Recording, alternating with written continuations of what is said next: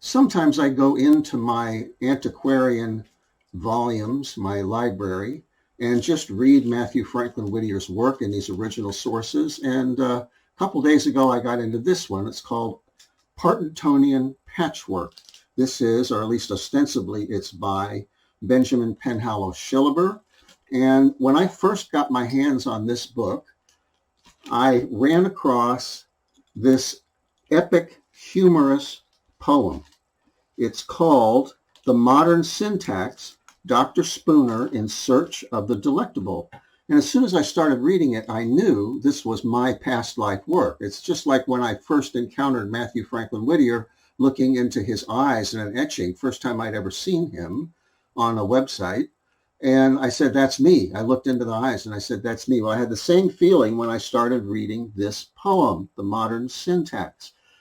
And there's a lot of history for this because, first of all, he's in search of the delectable. Mathew was a mystic, but he was a stoic and he was a humorist. So he would couch the search for truth as though he was kind of a casual searcher for happiness or whatever. So there's several instances of this.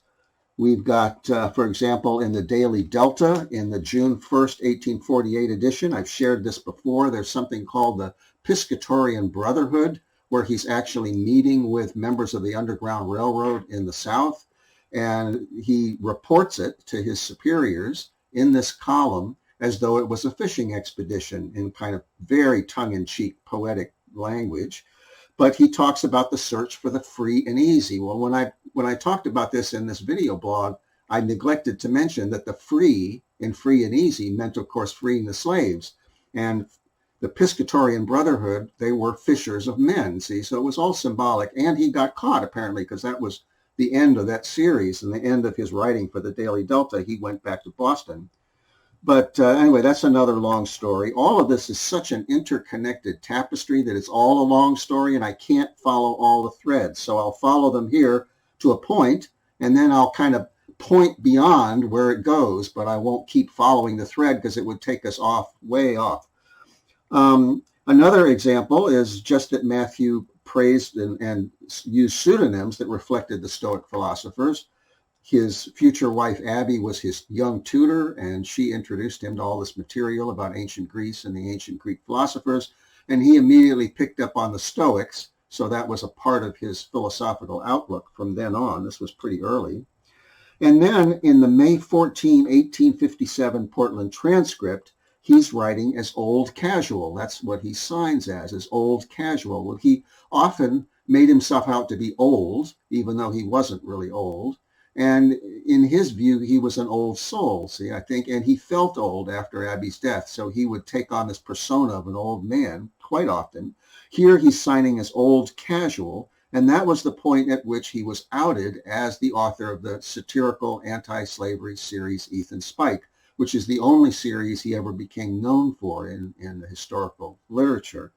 But anyway, so that's a couple examples of him using this kind of casual thing. There's another one. Abby characterized him as Diffident Jim in one of her stories. So this is typical of his. So this business of Dr. Spooner in Search of the Delectable has a long history with Mathew. This book was published in 1872, and there's other indications of Mathew in here. There's a series about Blifkins the Martyr, who's basically an unhappily married man who suffers with it. Those were based on stories that Mathew had told Benjamin Penhallow Shillaber. There's some of Mathew's writing in it. Some of it may be written by Mathew. Some of it is probably written by Shillaber based on stories that Mathew shared with him personally because they were personal friends. So how are we going to trace this? I've got my notes. I'll try to follow my notes here because it's a complicated trail, okay? So what we're going to do is just trace a little bit of Mathew Franklin Whittier's association with Benjamin Penhallow Shillaber. Now, Shillaber wrote for the Boston Post. He became an editor of a free advertising-driven newspaper called the Boston Pathfinder. So I've got one example here. It's extremely rare. You can't even find a reference to this newspaper, no less find a copy of it. This copy this is the May 29, 1851 edition. This is after the carpetbag had already been established, but Mathew was already introducing some of his characters to this paper before, or at least he was involved with Shillaber before. And I'll show you how I know that. But in this paper, which again was published after the carpetbag got started, we have something reprinted from the carpetbag called 5440, and it's signed Trismegistus, and it has to do with Mathew's character, Ensign Stebbings, Ensign Jehiel Stebbings. That was not written by Benjamin Drew, as Shillaber said it was many years later in his memoirs. I don't know whether Shillaber was fooled by Drew and Mathew never told him that he was the author of Ensign Stebbings, or whether Mathew swore Shillaber to secrecy, which apparently he did with all of his editors, and some of them fudged and lied, and some of them just didn't mention him. You know, it's a very strange story how these editors dealt with Mathew's promising or making them promise not to ever reveal him, see? But in this case, we have Mathew's Ensign Stebbings in the Pathfinder. So we know that Shillaber would put Mathew in the Pathfinder, and we'll see why that's important in just a minute. Now, Mathew in the Boston Weekly Museum from middle of 1848 to middle of 1852, he was writing for that paper, very heavily for that paper, under a number of different pseudonyms. In the fall of 1849, Mathew began to write a travelogue, which he signed Quails. Now, there's a couple things about Quails. Why did he adopt that pseudonym? And one possible reason is that Mathew was a Quaker by birth, anyway, by childhood training. See, he had been disowned by the Quakers in 1836 when he married his wife Abby, who was not a Quaker. So they disowned him, but he continued to have at least some nominal identification with the Quakers. So the Quakers were known disparagingly as shaken Quakers because they didn't want to fight in wars. So Mathew may have referred to himself as Quails, partly on that basis. Also, Quails is very similar to Quarles, and he had signed The Raven when he submitted it to American Review in February of 1845 as blank Quarles. So it could be a reference to that. In any case, it was not, as the scholars believe it was not Ashendaj. That was literally a conspiracy, not a conspiracy theory, but it was a real conspiracy between Ashendaj and the editor, Charles A.V. Putnam.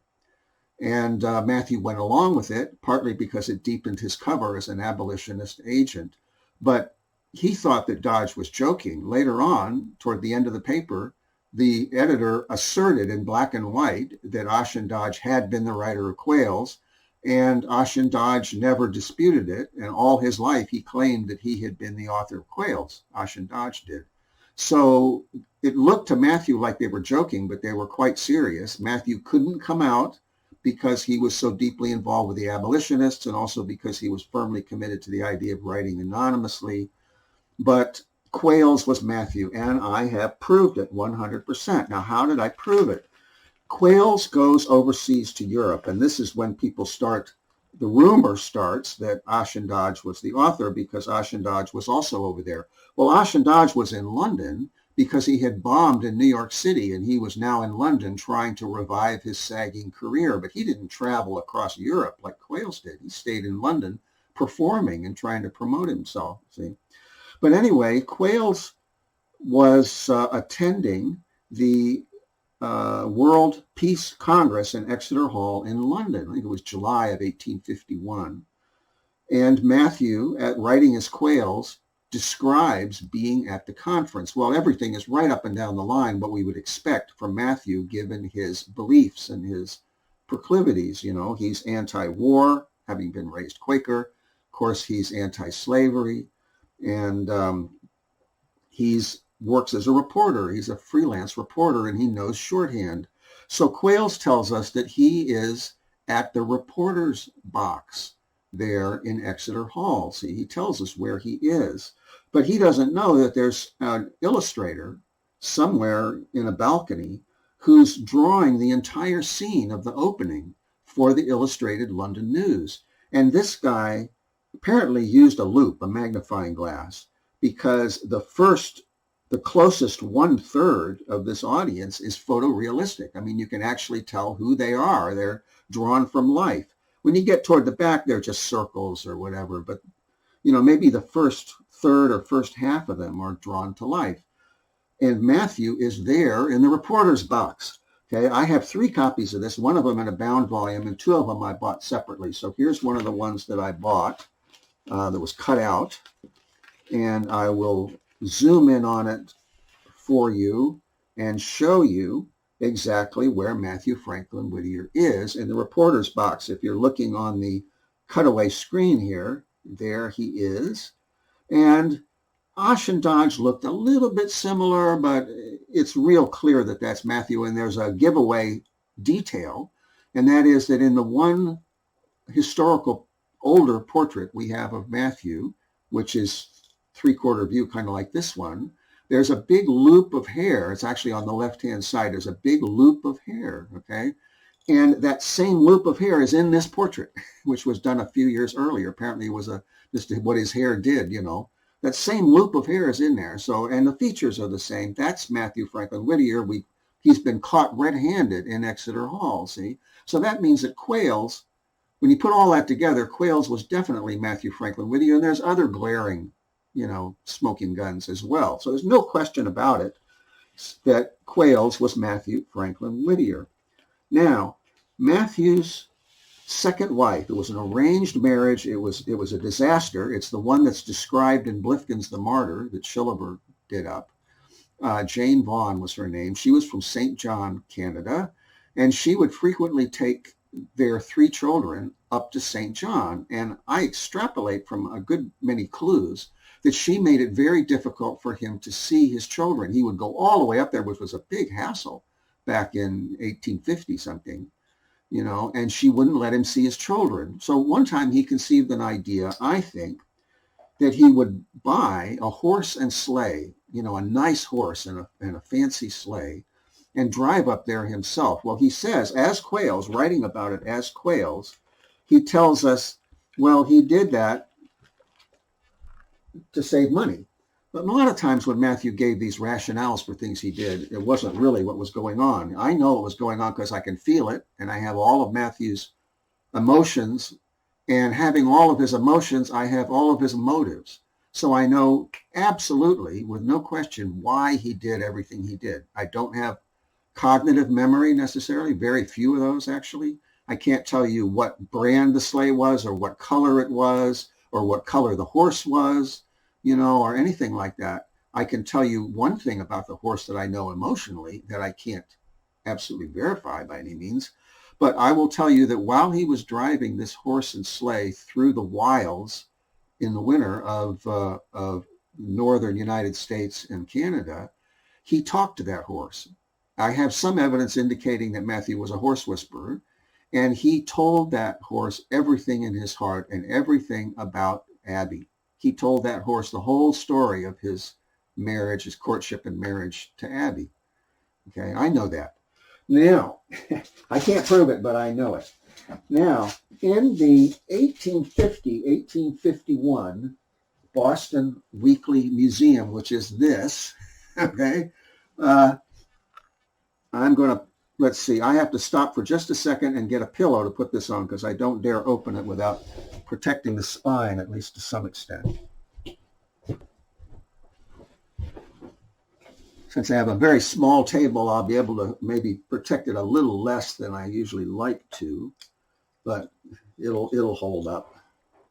This thing, it's old, but it's pretty tough. They made these things apparently out of rag paper, and this paper held up way better than our modern paper does. So it's kind of interesting. They put more quality into their paper. Now, we are in the March 22nd, 1851 edition of the Boston Weekly Museum. I'll give you close-ups of this stuff also. I have to find it again. From our flying correspondence, he's writing from Bucksport, Maine, on February 28, 1851. He's back from his trip. Bucksport is kind of north in Maine, but he's back from his trip to St. John to visit his children. And what he does is he sells the horse and sleigh when he gets to Bucksport, but he sells it to someone whom he knows personally, and he gets the promise that the horse will be very well taken care of because he'd really bonded with this horse. See? And he jokes about having bonded with the horse, but when Matthew jokes, half the time he's serious. So he's quite serious about that. But while he was driving out there in the wilds, he saw somebody coming the other way. And this is the story he tells. He says that he sees that the man has a copy of the Boston Pathfinder. And he's so eager for a particular item in that edition that he won't let the man pass until he sells it to him. Now, remember, this is a free newspaper. He finally buys it for, I think is it a quarter? Anyway, it's a lot of money considering, what money was worth back then and the fact that it's a free newspaper. But what he wants is the picture of Mrs. Partington, because he knows that there is a portrait of Mrs. Partington there, and that's why he's so desperate to get this edition. Well, that's not what it is. What it is that Matthew had written the biography of Mrs. Partington that accompanies this image of her, and he wanted to see how it came out, his own writing. Okay, he was ghostwriting for Benjamin Penhallow Shillaber, and he did this and collaborated. They had kind of a weird collaboration. Actually, Matthew was the better humorist, and the humorist with the longer track record. Matthew's track record of writing characters like Shillaber's Mrs. Partington went way back, like 20 years back. Okay, he'd been writing characters like that. So he was by far the more experienced humorist, but he kind of let Shillaber front for him. That's a lot of what happened in the Carpetbag. Shillaber was the editor, but Matthew had a financial interest in it. And Matthew's style and his humor was driving the paper at least as much or more than Shillaber's was. So let me read a little bit of what's going on here. While enjoying this day's ride, we met a gentleman belonging to St. John who had been on an excursion to Boston. And as our teams approached each other, we noticed that he was leisurely perusing the columns of the Boston Pathfinder. Well, that's not easy to do when you're driving past somebody. Stopping the gentleman in the road, we informed him that we had been absent from home over 3 months and that we wished very much to make some kind of a Yankee dicker with him for the Pathfinder. But the fellow was inexorable. He said that the paper had got the likeness of the veterinary Mrs. Partington in it, and he didn't wish to sell it, nor he didn't want to sell either. We offered an English threepence, 5 cents our money, for the paper. A stout refusal was the only response. We then held out an American dime and doubled the offer. Still the fellow was unmoved. 15 cents was now bid, but with no better success than the first offer. Say 20 cents, we exclaimed in vexation, and the money is yours. No, sir, he replied, I don't want to sell it. I don't deal in newspapers myself, and another thing, I bought it expressly for Mrs. Partington's jokes. So start up your old nag and let me get by. Noticing, however, that at his last refusal, there was with the muscles about the mouth a slight, quote, relenting twitch, we made another advance of 5 cents and held out a bright American quarter, saying, Here, my good fellow, take the quarter and give us Mrs. Partington, or by all the thermometers this side of the lines, our horse shan't budge an inch till we have perused the contents of the entire paper. Well, you Yankees are such strange fellows, he replied, folding up the Pathfinder and passing it over to us. Strange fellers, that's a fact, but if you want the paper bad enough to give $0.25 for it, and will send me another when you get home, why, you can keep it. Paying our quarter and making the requisite promise, which we intend to keep, we continued on our journey. And now we have the life and portrait, notice he says life and portrait, of that dear old lady whose eccentricities and sharp things have attracted more attention from the great mass of people in the United States than those of any other wit in the Union. Now, this was typical of Matthew to plug his friends, but also to plug his own work surreptitiously, see? So Matthew is plugging his own biography of Mrs. Partington. Now, Matthew had written what I call faux biographies, phony biographies in character for years. He did that with something called The Life and Adventures of Dr. Dodamus Duckworth. That book has been mistakenly attributed to Matthew's editor, or former editor, Asa Green. It was not written by Asa Green. There's no author given on that book. It's anonymous. That was Mathew Franklin Whittier's work. So, he's done that for years. So here, for Shillaber, he wrote a faux biography of Mrs. Partington, and that's why he wants it so badly. Now, we're going to go to the carpet bag. And as I've explained to you, Matthew's part in the carpet bag, which was edited officially anyway by Benjamin Penhallow Shillaber. Here is the first volume of the carpet bag. This is one of the rarest volumes in my collection. You can't get even a single copy of this paper, no less the first volume. To the person I bought it from, I apologize that I only paid, I think it was $375 was the buy it now price. It's worth way more, and he didn't know, and I just jumped on it. And the reason is I'm poor. I just have a little inheritance to buy this stuff out of and not enough Social Security, and it needed to come home.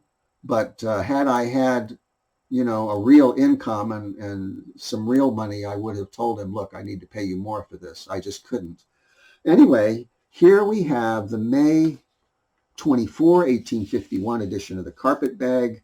And part of that biography is here.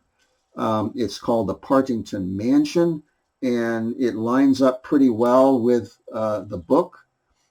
Now, it so happens that, and then there's another part of it.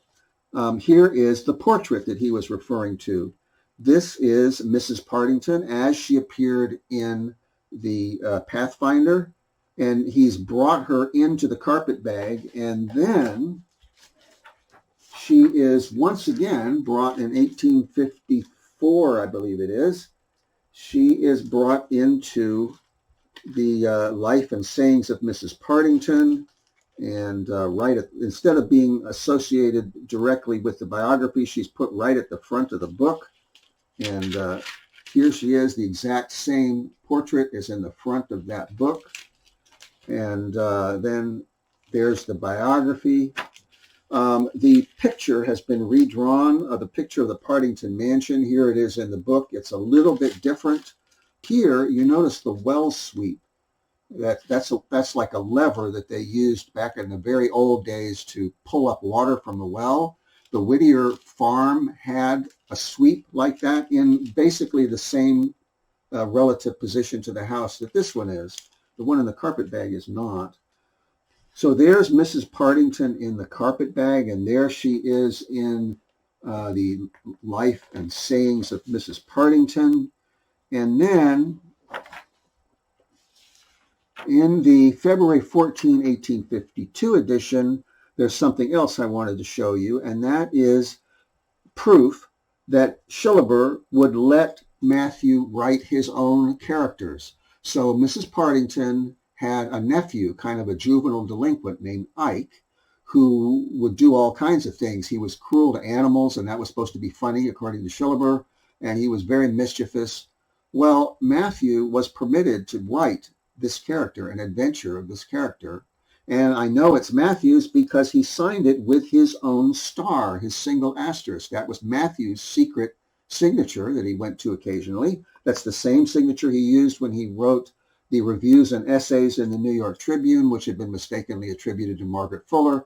This is what happens when you have an excellent author writing for 54 years and not claiming any of his work.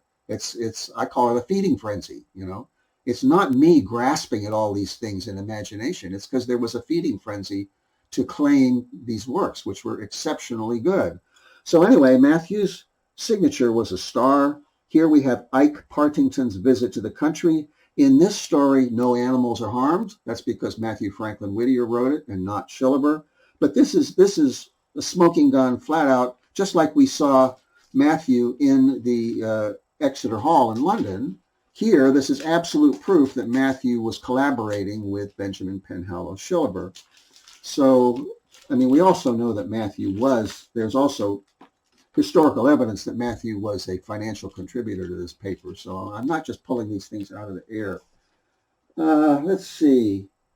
I think that I have kind of traced just about everything with one exception.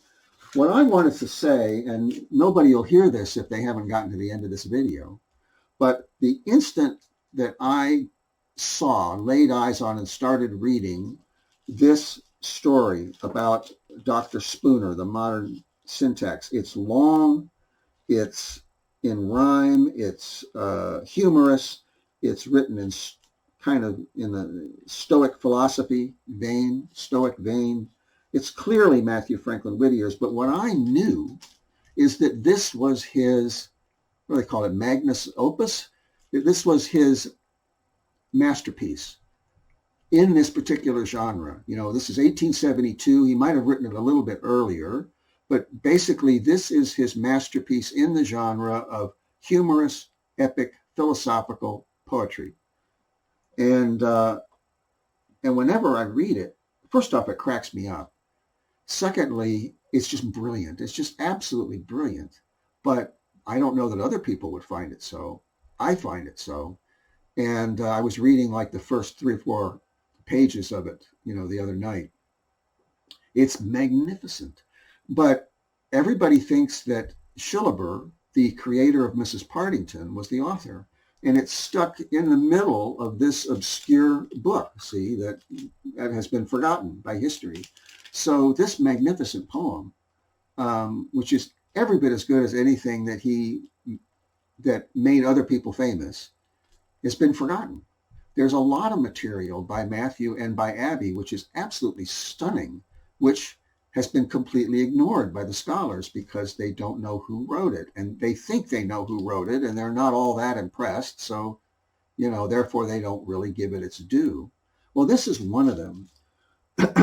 Now, the one little piece of historical evidence is that this poem reads like some other epic poems, and one in particular would be Byron's Childe Harold, which kind of, I've read some of it. Matthew quoted it frequently, and it kind of takes Childe Harold through his life and through all the mistakes that he makes, and it's, you know, supposed to be kind of archetypal, you know, for the human experience.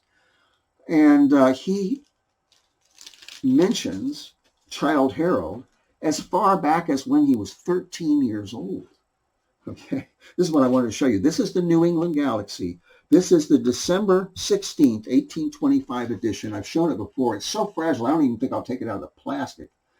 But there's a piece which I am very certain was written by Matthew. It's signed Philos Poetria, or Poetria, which is a philosopher poet in Greek, but I believe it's the feminine. But Matthew was 13 years old. He hadn't really studied all that much. His friend Abby, who was 4 years younger, I think had started to teach him, to tutor him, based on her upper-class tutored education, see? But I think he didn't know enough Greek to know that that was the feminine.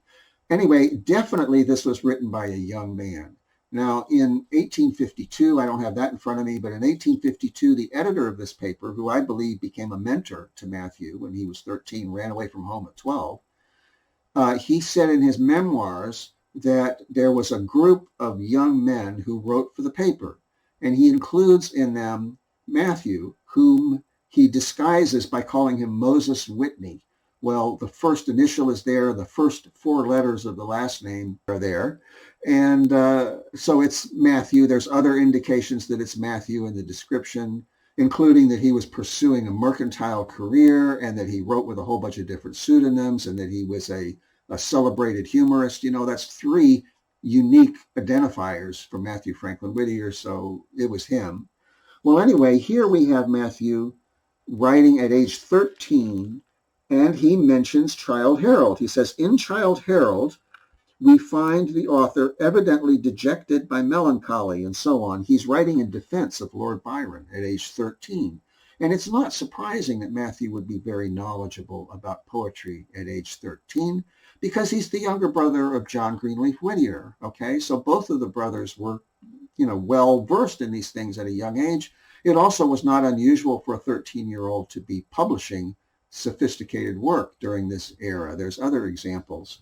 So I just wanted to show you that we have this indication that Matthew knew Childe Harold and was defending Byron that early at age 13 in 1825. So it's no surprise, or should come as no surprise, that he's writing a kind of a tribute in a sense, a humorous tribute to Byron in a sense with this Dr. Spooner. Now, let me go ahead and read just a little bit of this, shall I? I wasn't going to read any, and what I'm going to do is to put a PDF of it for download underneath this video, so you can read the whole thing as much as you want for yourself. Now, here's the thing. What I long for is for people who have the sensibility to get into this and understand the brilliance of it, to see it and to feel it. I don't really want people that want to argue with me and want to prove me wrong and want to challenge me and want to prove that I'm crazy or want, whatever it is. And, they kind of watch each one of these videos with a pea shooter trying to shoot each thing down. I don't want any of that. What I want is people who recognize how brilliant this work is so it gets preserved for the future. Because I'm 68, if I pass on and I haven't convinced anybody of how precious this legacy is, of course, whoever gets hold of my stuff will sell it all back on eBay. All of my files will be erased. Nobody will ever know. It'll all go back to the way it was, see? And when you're 68 years old, time flies very quickly, see? So I know I don't have much time to accomplish the impossible. Well, be that as it may, I'm going to read a little bit, just a little of this. I'm going to get some water first. The thing is, I'm not wrong. There's no question that I'm right about this stuff. I could be wrong about a little point here or there, but basically, for 13 years, I've been amassing evidence. I'm right, okay? The question is, now what?